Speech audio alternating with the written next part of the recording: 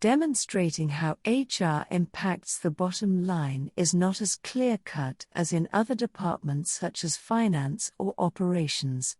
However, unless HR can demonstrate its impact, it will continue to be seen as a cost center that grabs resources and contributes little.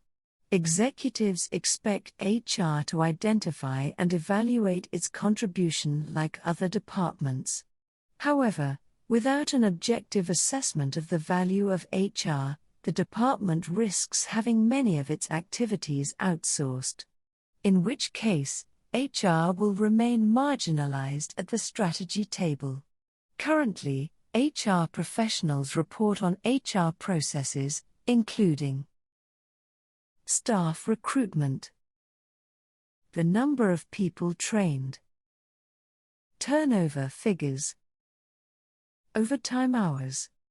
Analysis and review of HR processes are on the increase, such as recruitment efficiency, training effectiveness, impact of turnover on organizational results, cost per hire, female to male ratio. If HR is to be respected by other functions, especially the executive, measuring the HR function is critical. It is also necessary for improving both the credibility and the effectiveness of HR. HR reports must move from 150 people attended the supervision course to the training courses resulted in a 20% improvement in customer satisfaction. Some HR managers argue that HR activities cannot be measured since outcomes, such as employee attitudes or organizational productivity, are impossible to calibrate meaningfully or precisely. They claim that they have no control over the labor market. However, the finance department can argue that they have no control over the inflation rate. Likewise, the marketing department can state that it has little control over product quality. Yet both departments are expected to measure their activities and are accountable for the results. Why we must measure the effectiveness of HRM? To monitor the department's cost. For example, in many firms, labor costs make up the highest controllable cost. Whether a project succeeds or fails is primarily determined by employees. HRM is responsible for ensuring that the organization complies with local, regional, and national employment laws. Assessments are required to determine which HR practices are effective. There is no other way of distinguishing between a fashion and an effective change program. Measuring and benchmarking HR activities enables the organization to continuously improve its effectiveness and efficiency. Audits will align HR practices closer to the line functions of the organization. The HR audit concept and the commercialization of HRM. Progressive organizations have adopted the HR audit concept. They evaluate HR activities. The evaluation may uncover improved ways to strengthen the competitive advantage. It can also help enhance support, respect, and trust between management and associates. The need to evaluate HR activities has resulted in popularity in virtual HR and HR outsourcing. These cost-effective solutions enable smaller companies to employ professional services that may not be obtainable within the organization.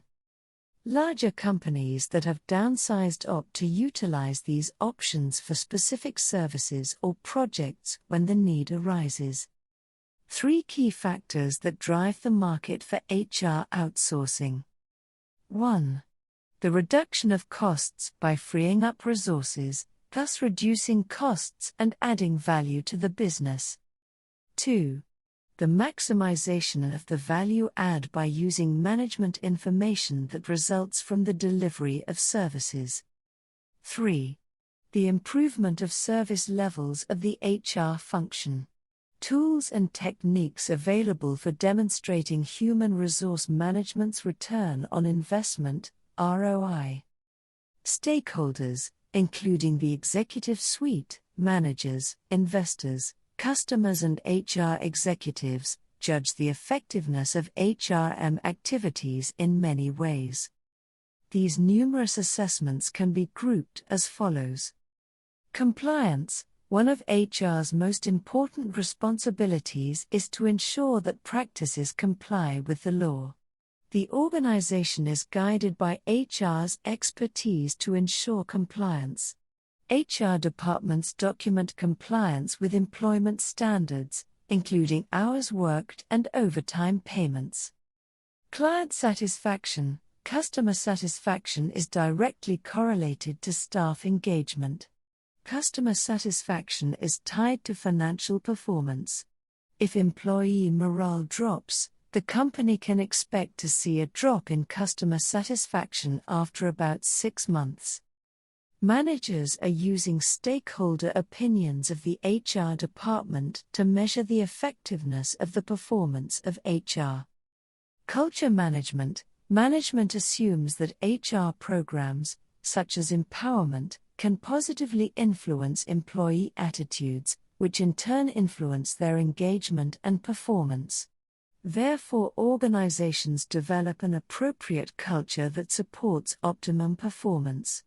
It is now known that attitude impacts behavior and that behavior affects performance. Cost control, payroll. In some organizations, such as those in the service industry, can constitute up to 85% of the total costs. Effective HR practices can reduce labor costs by getting the same volume of work done by fewer employees. Therefore, the HRM policies and practices that impact performance should be considered and measured. HR professionals should also remember that HRM continues to be seen as overhead, an attitude that only HR can change. HR's contribution can be measured. HR professionals are expected to report on HR issues, just like other managers in other functions.